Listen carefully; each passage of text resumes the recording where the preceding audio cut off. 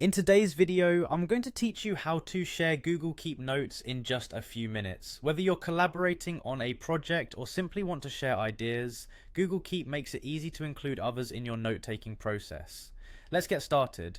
First, you'll need to access Google Keep, which is part of Google's vast suite of apps. So on your computer or mobile device, begin by opening your browser and heading over to the Google Apps menu. You can find this by clicking the grid icon, usually located at the top right corner of your Google homepage. Once you open the Google Apps menu, you'll see a list of various Google services. From there, scroll through until you find Google Keep. It typically has a simple, colorful design symbolized by a light bulb icon.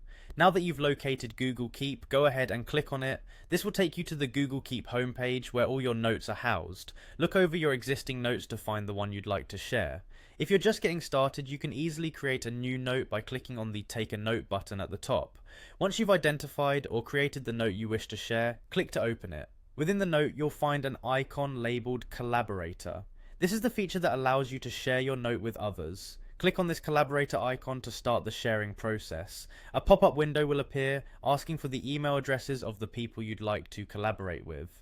Remember, you can add more than one email address, so feel free to include all your collaborators.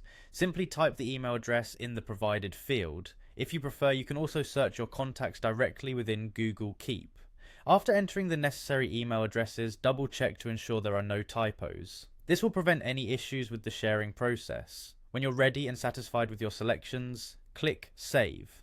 The people you've added will receive an invitation to view and edit the note, making collaboration seamless and easy. They can contribute to the note in real time just like you, which is handy for sharing plans, grocery lists, or brainstorming ideas. And that's it, you've successfully shared a note on Google Keep. Keep in mind that any changes you